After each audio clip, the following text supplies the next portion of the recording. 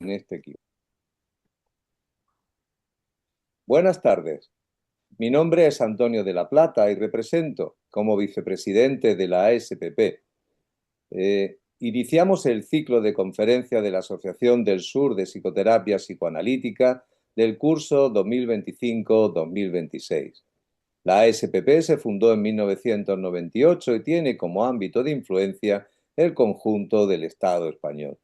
Su principal objetivo es la difusión y enseñanza de la psicoterapia psicoanalítica. Con este fin, planteamos el espacio de intercambio psicoanalítico, seminarios de formación, conferencias y jornadas científicas.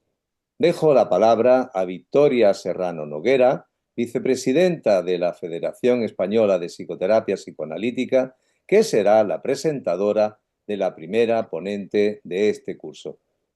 Victoria, cuando tú quieras. Gracias, Antonio. Bienvenidos a este encuentro. Vamos a empezar dando entrada a nuestra conferenciante que hemos elegido para inaugurar el ciclo de conferencias de la Asociación del Sur de Psicoterapia Psicoanalítica. Previamente, quiero comentaros algo de su currículum. Virginia es psicóloga clínica, psicoanalista, miembro titular de la Asociación Psicoanalítica de Madrid y de la Asociación Internacional de Psicoanálisis, vicepresidenta de la APM, coordinadora de la Comisión de Medios de esta asociación y coordinadora de las jornadas anuales sobre salud mental y psicoanálisis que se celebran en Santa Cruz de Tenerife. Y recientemente, en el 54 Congreso de la IPA, Lisboa, este julio, presentó un trabajo sobre migración, duelo, identidad y creatividad. Y decir solo unas palabras respecto a nuestro compromiso de confidencialidad de datos, ya que hay material clínico sensible en esta exposición, quedando prohibido el hacer cualquier tipo de fotografía, grabaciones de audio, vídeo y capturas de pantalla por parte de personas ajenas a la Asociación del Sur de Psicoterapia Psicoanalítica. Y sin más dilación, damos la palabra a Virginia cuando quieras hablar sobre el cuerpo, un escenario interpretable. Bueno, buenos días, buenas tardes. Quiero agradecer a la Asociación de Psicoterapia del Sur y a Victoria Serrano específicamente la invitación que me han hecho para empezar este ciclo de conferencias. Y como bien dijo Victoria, voy a hablar sobre el cuerpo. Le he titulado El cuerpo, un escenario interpretable. ¿Por qué hablamos del cuerpo? Desde los inicios del psicoanálisis, el cuerpo se convirtió en el gran protagonista, pues debemos recordar que fueron los sufrimientos y los síntomas encarnados por las histéricas los que despertaron en Freud el afán de investigar, digamos, y de descifrar los enigmas que los cuerpos pudieran contener. Así, el psicoanálisis se asomó a descubrir lo simbólico contenido en cada síntoma presentado en el cuerpo. Pero cuando hablamos del cuerpo, ¿a qué nos referimos?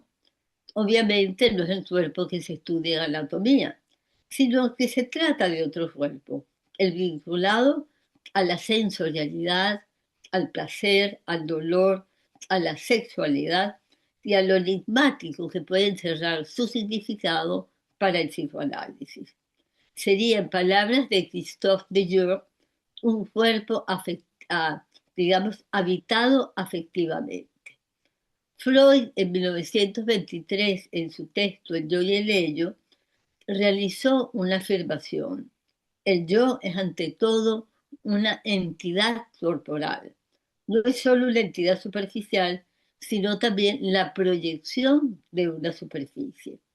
Esta frase concentra la idea de que la noción de sí mismo se forma a partir de la experiencia corporal. El cuerpo entonces no es solo una base biológica, sino una superficie erógena investida libidinalmente. El yo se va a constituir como una proyección mental de la piel. Cada sujeto se reconoce en los límites de su cuerpo, pero también en las sensaciones que provienen de él, el placer, el dolor, la temperatura y el contacto. Freud sitúa aquí el inicio de la unidad del yo, una forma de organizar las pulsiones y de delimitar lo propio frente a lo ajeno. El cuerpo entonces es el primer territorio de la experiencia de la identidad. Didier lo definió como la dimensión vital de la realidad humana. Sin embargo, este yo corporal no está dado, sino que es construido. Hablaré sobre los anclajes de la vida psíquica, que son la madre y el bebé con toda su corporalidad. ¿Qué pasa? La vida psíquica de un bebé se desarrolla a lo largo de una multiplicidad de encuentros entre una madre que cuida de una manera determinada a su hijo y se lo cuida con su cuerpo y también con su mente, a través de los sentimientos que experimenta con la crianza, la capacidad que se vaya creando en ella para entender al bebé, para calmarle sus deseos amorosos o filicidas, y también entran en juego las huellas de su propia infancia, los recuerdos del lugar que ella haya tenido como hija y sus experiencias. El bebé va a recibir toda esa información condensada y enigmática, en el decir de Laplanche, a través de su cuerpo y de su sentido. Sylvia Bleichmann, en un texto de Paradojas de la sexualidad infantil y en la Fundación de lo Inconsciente, plantea que el cuerpo deviene sede de representación, solo cuando las experiencias sensoriales se ligan a palabras, gestos y afectos, es decir, en la medida en que el otro lo nombra, lo acaricia, lo limpia, lo calma y lo sostiene. El cuerpo, dice esta autora, se construye por inscripción de marcas que provienen del deseo del otro. Si el otro no cumple su función de traducción simbólica, esas experiencias quedan sin representación. Son sensaciones puras, fragmentadas, que luego pueden reaparecer en actos sobre el cuerpo. En palabras de Bleichmann, el cuerpo habla cuando el sujeto no puede decir. El acto sobre el cuerpo es a veces el único lenguaje posible para representar una ausencia de inscripción simbólica. María Hernández menciona que el niño desde los inicios se maneja en una doble historia, la de su cuerpo y la de su madre, porque las zonas erógenas son zonas de encuentro entre el placer local y la libidinización materna. La madre va a tener que ir haciendo entonces un enorme trabajo de contrainvestidura con la idea de ayudar a que el bebé pueda diluir, descondensar, tramitar toda esta enorme cantidad de sensaciones de placer para separar su cuerpo del objeto. Y para esto es la actividad de representación y simbolización la que evitará que el bebé se quede preso de la satisfacción pulsional directa. Pero poder resolver esto conlleva otra paradoja, y es que la madre tiene que mantener en su hijo la ilusión de fusión, pero también la ilusión de separación, a partir de mostrarle su propio deseo por el otro, entrando en juego la figura tercera o figura paterna que va a ejercer de separador entre la dupla madre-hijo. Entonces nos debe quedar claro que lo psíquico no surge de lo somático por un proceso de maduración natural. Es decir, que la sumatoria de experiencias sensoriales no da origen a una estructura psíquica, a la que llamaríamos estructura narcisista, y cuyo logro principal es el yo, sino que, como bien señala Freud en su ensayo sobre el narcisismo, es necesario un nuevo acto psíquico, y esto solo ocurre de forma saludable cuando la función materna se encuentra bien consolidada. Si seguimos esta línea, ¿cómo podemos precisar la ontogénesis del cuerpo subjetivo? Cuando el bebé se pone en contacto con el mundo, con el otro, con la madre, esta le va a proveer de una primera envoltura psíquica que vendrá dada por los cuidados amorosos. Sin embargo, muy pronto va a necesitar que funcione otro aspecto de la envoltura, la piel, como un tejido cerrado que limita el adentro y el afuera.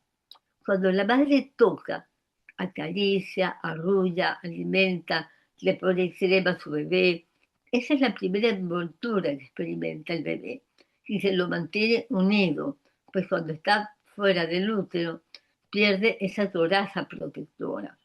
Entonces un bebé necesita ser tocado para que las sensaciones placenteras de su piel se interioricen, formando un lugar agradable para vivir dentro de él. Pero como se suele decir, hacerse el amo de su propio cuerpo. Las primeras descripciones que el bebé realiza son esas envolturas psíquicas, o un cierto continente que es el producto de la función continente de la madre, que ha sido así interiorizada y que se expresa a través de poder contener las emociones del bebé y modificarlas, tocar su cuerpo para ayudarle a entender y crear su espacio, el adentro y el afuera, lo interior, exterior. Todos estos aspectos se van constituyendo como entidades simbólicas que forman las bases del yo corporal. Sin esas envolturas psíquicas que le ayuden a contener emociones, el bebé viviría un sentimiento de desintegración, de desplome de su existencia.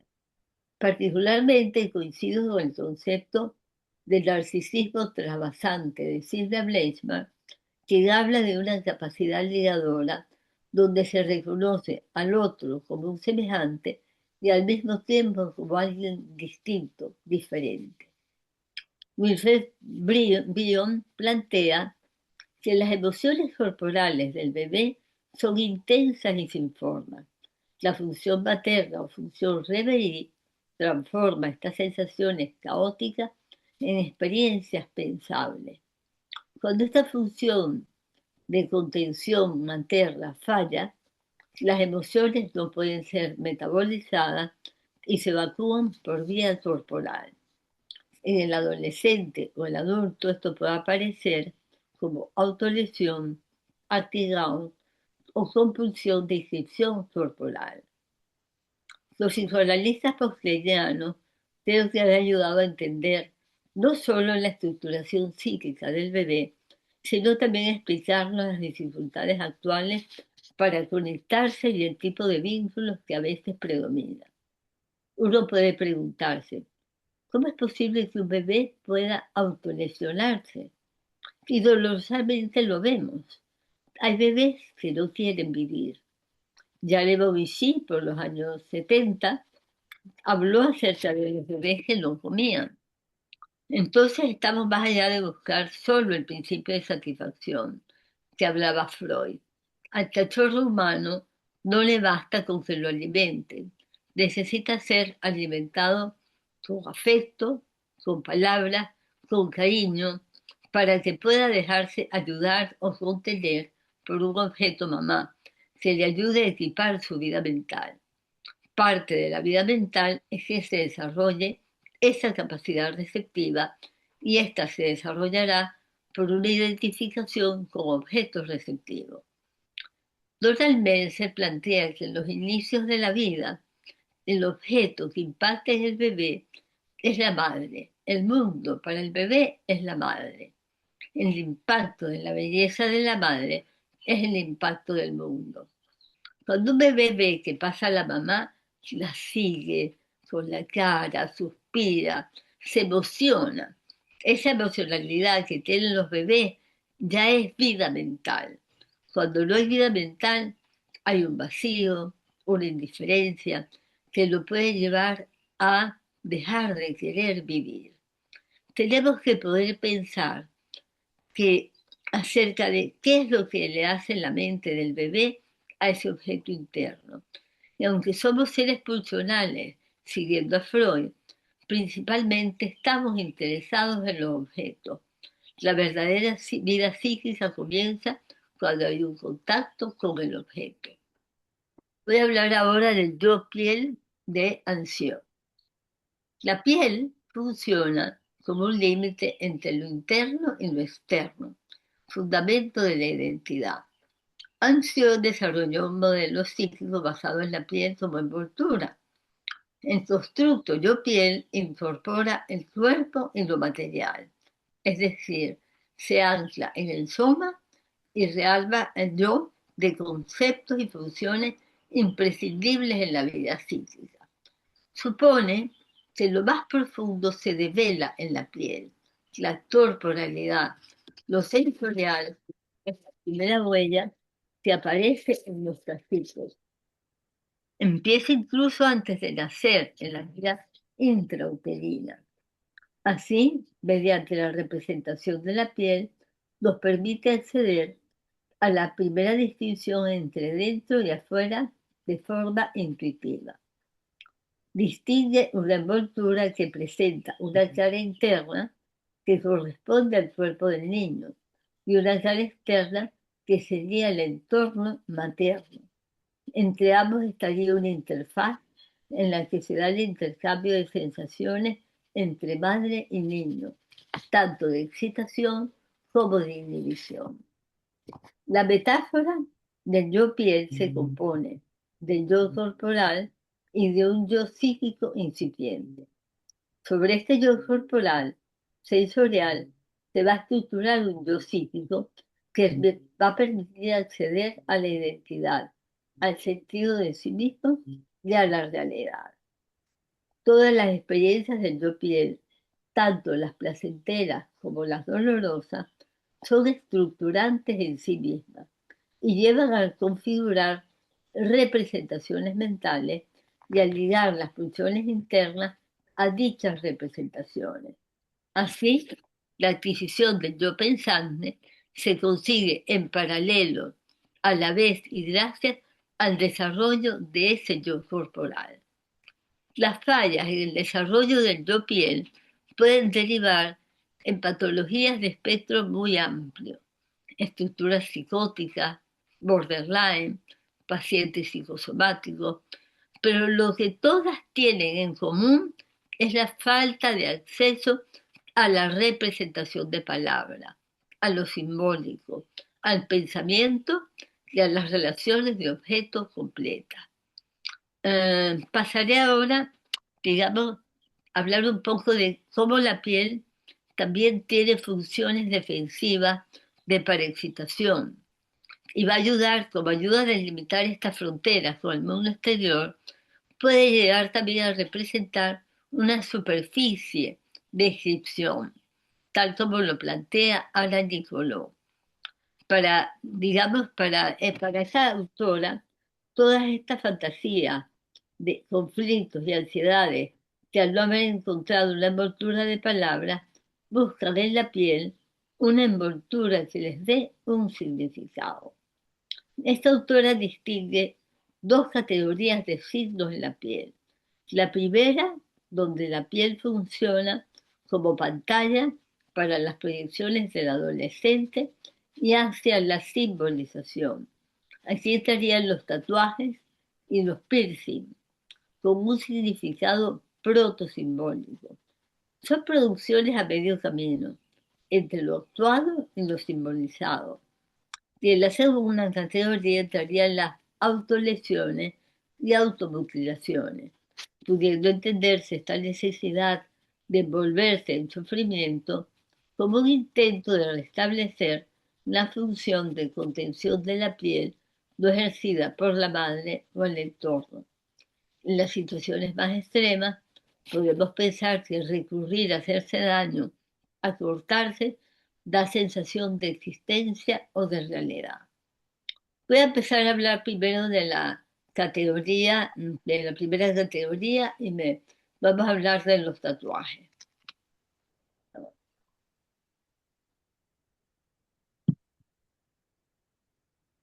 Bueno, Es evidente que en los momentos actuales, el mundo globalizado, eh, hay que considerar la cultura en la que estamos, ¿no? Y el conjunto también de modelos simbólicos, digamos, de comportamientos que se entrecruzan en estos momentos. Los tatuajes en el momento actual forman parte del contexto casi global. No podemos dejar de pensar que en muchas oportunidades los tatuajes pueden también expresar identidades que se sienten en peligro de desintegración, o como plantea Hilda Katz, como un espacio de producción de subjetividades. Por ejemplo, en aquellos adolescentes que crean sus propios emblemas de identidad por una falta de referentes significativos y por ausencia de valores o ideales que exponen al joven a una cultura globalizada y masificada. Nos podemos preguntar si los tatuajes son una moda que se impone, un fetiche o una pura cantidad de energía no ligada. Sin embargo, yo pienso que pueden ser marcas simbolizantes. El tatuaje es como un mensaje mudo que puede esconder mucho material, pudiendo transformarse en una herramienta privilegiada que alude a una historia grabada en el cuerpo, a una cicatriz que puede ser la huella de un duelo, una pérdida o la necesidad de una narrativa corporal sin palabras. El tatuaje es una marca simbólica, no solo sensorial. Voy ahora a comentar una viñeta de un caso clínico que denominé la fiera escondida. Juan vino a consulta hace unos años por problemas con su pareja. A veces se sentía ansioso y no sabía por qué. Su estabilidad en los trabajos era pobre, pues en pocos meses se sentía aburrido y fastidiado. Su padre había muerto hacía como 6 años y al hablar del tema todavía se emocionaba y se le rayaban los ojos. Comenzamos una psicoterapia psicoanalítica y rápidamente sus sesiones fueron fiel reflejo de lo que le echaba en cara a su mujer, que él no se comprometía y se parecía desconectado. Sin embargo, lo que más llegó a caracterizar a Juan era que él llevaba como un baluarte el que no le gustaba hablar de sus cosas. Pues así se había acostumbrado. En su familia no se hablaba de nada. Bueno, sí, del tiempo, del último partido de fútbol o del nuevo acontecimiento del pueblo. Pero nada acerca de las situaciones que les ocurrían o que pudieran sentir. Tuvo que pasar bastante tiempo en las sesiones conmigo para que Juan pudiese hablar algo más de las trifulcas que tenía con su pareja o de situaciones relativas a su trabajo. Yo veía que tenía una pasmosa pasividad frente a situaciones acontecidas con sus hijos, con su madre o su familia. Era como si no pudiese reaccionar. En ocasiones contaban situaciones muy penosas con su mujer, pero es como si le pasasen a otra persona, aunque después puedo hablar de ella como la fiera de mi mujer, para dar cuenta de los ataques de rabia y desbordamiento que a veces ella tenía. Parecía que todo pasaba afuera. Su aparente frialdad y pasividad, así como desconexión, a mí también me desconcertaban. Así de a poquito, digamos, fuimos pudiendo poner palabras a toda esta situación pasivo-agresiva, a toda esta desconexión, a sus experiencias emocionales, para que él pudiese empezar a hacer una elaboración y narrativa acerca de su vida. Durante una sesión, a los 2 años y medio después de haber iniciado su tratamiento, yo observo que Juan comienza a arrastrarse en los brazos y las piernas de forma bastante inusual, ¿no? Y como seguía arrastrándose, le pregunté qué le ocurría. Me respondió, no, nada especial, tal vez tengo una alergia. Y cuando se rascó, se subió la manga de la camisa y le veo un tatuaje que yo no sabía que él tenía. Y él comenta, qué raro que me está pisando por aquí. Este tatuaje ya tiene muchos años. Yo le digo, cuénteme acerca de ese tatuaje. ¿Qué es? ¿Cuándo se lo hizo? Me dice, es el único tatuaje que tengo. Y como de forma vergonzosa continúa. Bueno, es un tigre. Es que toda la vida he admirado a los tigres. Por eso me hice este aquí. Yo le digo, ¿y qué le gusta del tigre? Me dice, me gusta que pueden ser unas fieras, su porte, como lucen, pero sobre todo cómo cazan a su presa con sigilo, con astucia. Y ¡zas! Se lo zampan y ya. Y me gustan los tigres, los felinos que se enroscan alrededor de uno, pero en cualquier momento te sacan las uñas. Hay que respetarle su espacio y su momento. Yo le digo, qué curioso, hasta ahora la fiera había sido su mujer. Ahora tal vez usted empiece a enseñarme su parte fiera. También me alerta con relación a que respete sus tiempos, pero que me cuide por si acaso usted saca sus uñas. Se ríe. Bueno, tampoco tanto así. Este tatuaje me lo hice cuando estaba con mi primera esposa. No sé, ahora pensando un poco, tal vez fue un acto de rebeldía, de afirmación frente a mi familia. Mi padre no dijo nada y a mi madre, por supuesto, no le gustó. Pero yo pensé, esto es solo mío y lo he elegido yo. Y cuando me muera, estará conmigo. Yo le digo, hazlo solo suyo, su parte feroz y depredadora. Tal vez podríamos ver estos aspectos suyos aquí en lugar de esconderlos y que aparezcan cuando usted se va de las reuniones familiares de forma abrupta o cuando se desconecta por horas con el móvil. Aquí acaba esta viñeta. Unas sesiones posteriores al desvelamiento del tatuaje y a esta parte de esta sesión que he comentado, Juan pudo traer por primera vez un sueño. Contratemperencialmente lo relacioné con el tatuaje, porque mientras me contaba el mismo, también se rascaba mucho durante esa sesión. Y me habló de unas vejigas que le habían salido en el brazo. El sueño era el siguiente. Estoy en la casa, se oscurece todo. Estoy con mis hijos y mi familia, pero oigo que alguien abre la puerta y sentí que una presencia había entrado. Me estaban violando mi casa, perdón, violentando mi intimidad. Ahí me desperté asustado. Las asociaciones del sueño las refiere a que el sueño tuvo lugar tras haber asistido a una reunión que se había celebrado el fin de semana con sus compañeros de colegio. Forman un grupo que se reúnen cada 5 años y hubo un compañero que le habló mucho del padre. A raíz de esta asociación, Juan pudo entrar en contacto con la superficialidad de sus vínculos, con temores de su infancia y temores actuales. Traigo esta viñeta porque ha sido un punto de inflexión en su proceso.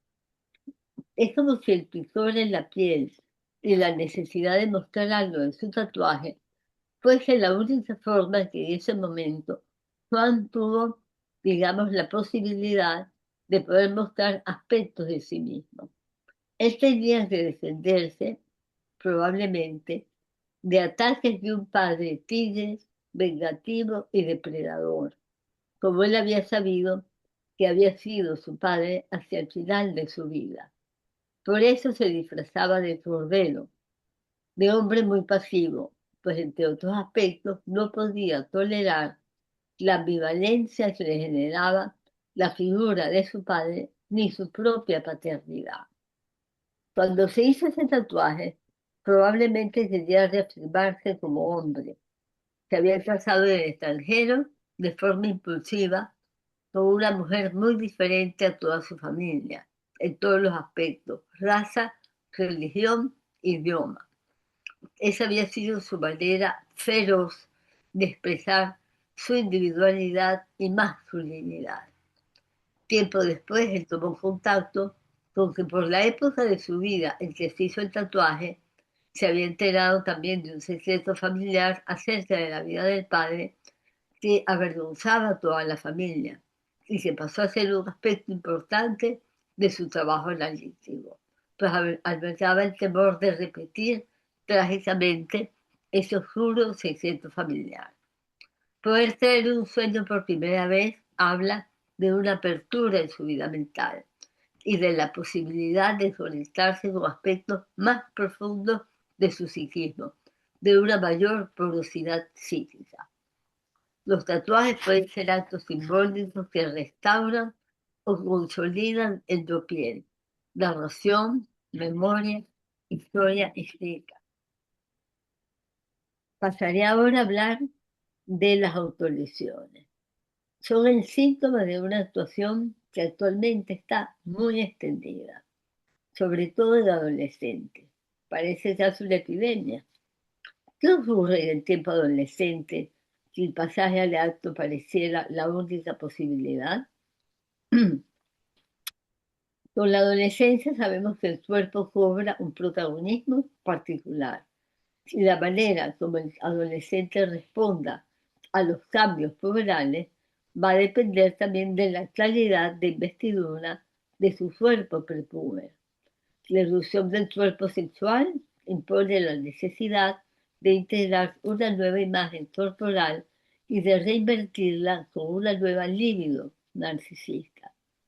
La pubertad genera una sensación de emergencia, que supone nuevas experiencias, deseos y fantasías que irrumpen de forma violenta en la mente del joven. Y ante la imposibilidad de elaborar mentalmente todos estos contenidos incestuosos y parricidas, el cuerpo adolescente es utilizado como pantalla de protección de fantasmas y afectos insoportables, de objetos internos detestables y persecutorios a los que se ataca en la realidad del cuerpo. La economía psíquica entonces va a quedar comprometida y si a esto se le suma que hay una pobre figurabilidad del conflicto, el pasaje al acto se ve potenciado y facilitado. El conflicto psíquico va a tener menos posibilidades de que sea diferido o manejado en el escenario intrapsíquico, como si el yo se hubiese quedado fuera de juego. Por esto es que vemos que las emergencias adolescentes se suelen desplegar de forma intensa en el cuerpo y en la acción. ¿Qué pasa? El adolescente se encuentra frente a una paradoja evolutiva. Por una parte, lo nuevo, la emergencia de la pulsión, al mismo tiempo que abre la posibilidad para una sexualidad adulta, también va a inducir movimientos regresivos hacia lo primario corporal. Y los bastiones que tenía el adolescente para sobrellevar toda esta luz de cambios corporales, psíquicos y duelos eran la pertenencia a sus grupos de pares. Nos encontramos que hoy en día, con las nuevas tecnologías, los vínculos han cambiado. La aceleración es mayúscula. Muchos amigos, entre comillas, son virtuales. Los modelos de identificación pueden ser influencers, que son ahora sus consejeros. Y en muchas ocasiones, la necesidad de respuesta los lleva a encontrar soluciones que pasan por la violencia o por posibilidades de identificaciones adhesivas o miméticas, tal como las conceptualiza Meltzer.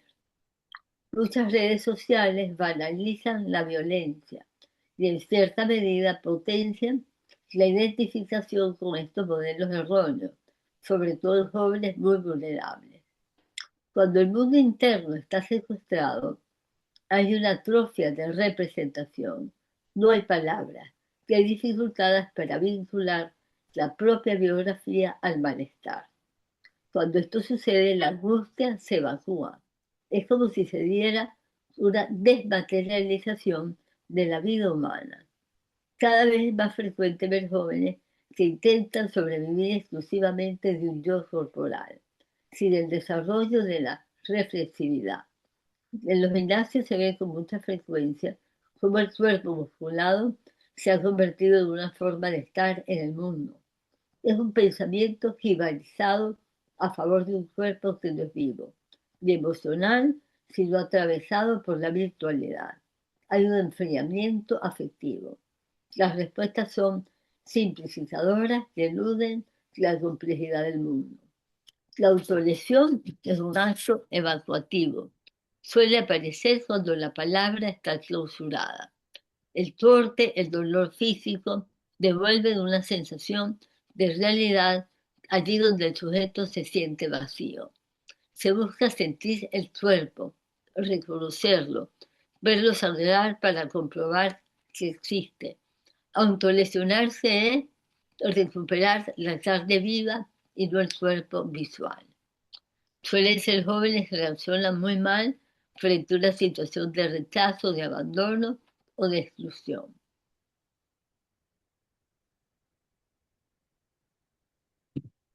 Y producirse una idea en el cuerpo frena como esa hemorragia libidinal. Voy a dar ahora otra viñeta clínica que he denominado Doris la mártir. Doris es una joven de 19 años que vino a consulta traída por los padres, entre otros aspectos porque se autolesiona en la piel con pequeños cortes con tijera o cuchilla. Ha amenazado con suicidarse, no puede estudiar ni leer, no puede concentrarse, le dan profundos ataques de rabia y ansiedad, terminando tirada en el suelo, dándose golpes profundos en la cabeza, en brazos y piernas. El padre, según relata la madre, ha sido un maltratador psicológico, exigente y despótico. Aparentemente ahora se contiene más en sus estallidos de furia. La madre, una mujer guapa y elegante, luce serena pero muy fría. Relata situaciones difíciles con la hija, pero percibo muy poca emocionalidad. En la consulta durante los primeros tiempos de su tratamiento, Doris ha desplegado las autolesiones a su cuerpo, sobre todo dándose puñetazos fuertes en sus piernas, arañándose en los brazos y gritando de forma muy fuerte la emoción que pareciera la domina en ese momento. Llora de forma contundente, con mucho desconsuelo. Trato de entender qué busca Doris en este acto frente a mí. Pienso contratangencialmente que me despierta cierta pena ese despliegue de emociones, sin contención. Necesita palabras, necesita escucha. A veces la veo como una niña desamparada y perdida, que buscaría conmoverme, que en otras oportunidades me he visto pensando en la protagonista del Exorcista y sus transformaciones demoníacas. Doris arrancaba también trocitos de la piel con los dedos alrededor de las uñas, dejando sus manos en carne viva. Las mutilaciones de la piel me parecían bastante dramáticas, porque eran como, se alaba y salía como todo el cuerito de la piel, ¿no? Y se deseaba aquello, la piel en carne viva. En ocasiones, frente a palabras mías, simplemente gritaba y lloraba y decía, no puedo, no puedo, no puedo. Yo a veces le devolvía que tal vez ella buscaba que yo también me sintiera impotente frente a su rabia y su dolor.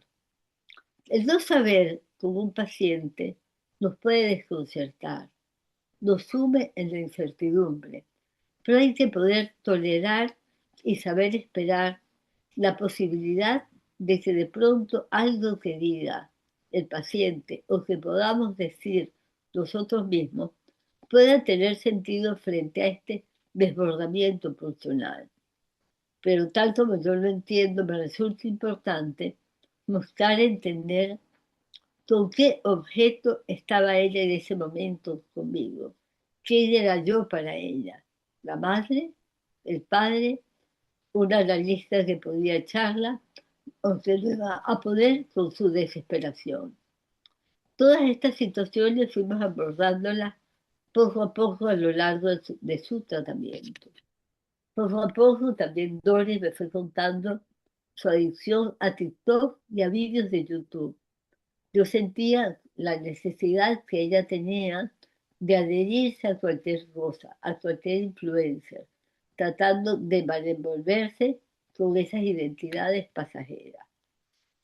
Las autolesiones durante sus sesiones fueron cesando y lo que era una situación bastante frecuente se fue transformando en algo esporádico y casi inexistente, pudiendo dar cabida a relatos algo más configurados en relación con su vida. Tuve una situación bastante difícil que ocurrió en un momento dado. Ella estaba en su casa, vio una escena de la madre con uno de los hermanos pequeños, la madre estaba muy unida a ese hermano pequeño, a Doris le dieron celos, se metió en su cuarto, se empezó a dar cortes, ¿no? Y se empezó a desangrar, se asustó y pidió así como auxilio, la madre llegó, la llevaron a urgencias, no era nada. La madre me llamó muy furiosa, como si el tratamiento no estaba dando resultados, ¿no? Eh, digamos, muy enfadada estaba la madre. Tiempo después, digamos,